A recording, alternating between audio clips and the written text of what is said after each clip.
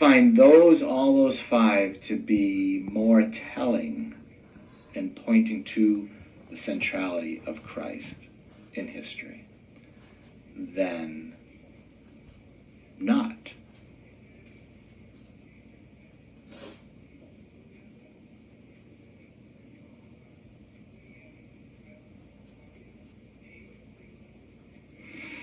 And I just think it's sad that so many people look at themselves as being more enlightened than others because they have found universal truths that don't include Jesus.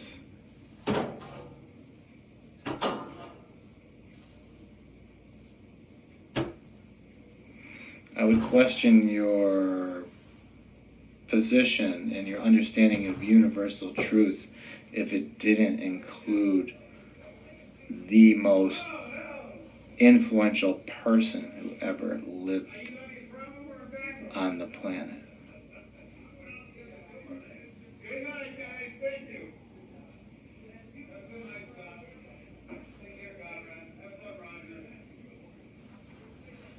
Those behind there.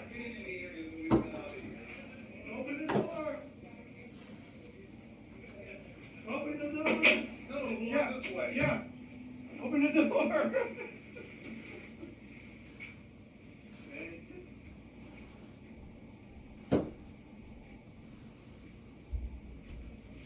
So anyway, I just kind of throw all that out there just so you kind of know where I'm coming from. So I think those things are intellectually valid, stimulating, and then my own experience of just being transformed like instantaneously. I just can't ignore that evidence. So I don't expect you to think differently if you haven't had that experience or thought about these things. And then after that, I mean, it's been 35 years that I've been a Christian. Yeah, I've had my horrible experiences that still are very painful for me to even to think on, where I missed the mark and I didn't express the beauty of God that was dear to my heart, that all I ever wanted to do was to love the people in my life with the love of God, and I failed and I still reap the sorrow,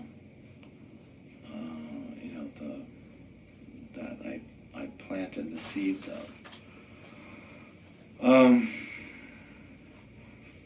But in spite of that, I still have had my moments of joy and peace and understanding and insight and just this feeling of being propelled forward to do more, to be more, to express more, to love God more, to be more devoted, to be more filled.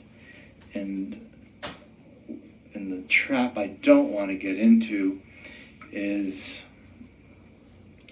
one where I am trying so hard. I want to love you more and not be the person I was and be the better person. Now I'm not being that leaf that just gets floated from one place to another because it's in union with the universal order of wind, sun, and rain, and beauty, and life, and decay.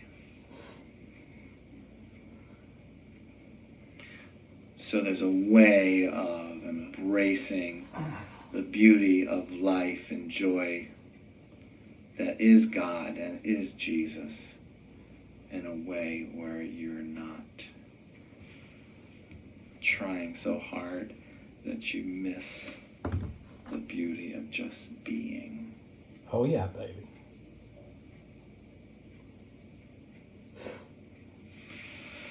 So that's a little bit of something there. We have 8 minutes left. 6. And so let's look in the Bible. Now this is another thing I always say on my show, just about.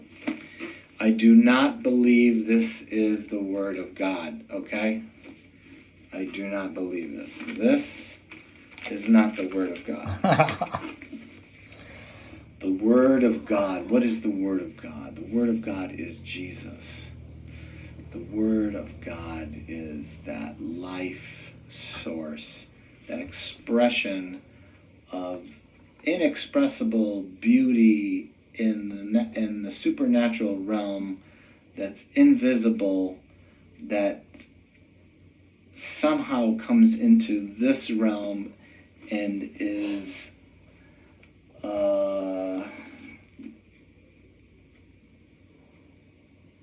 useful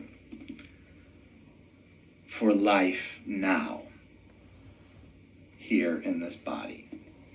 Like God putting manna, fresh bread, on the morning grass.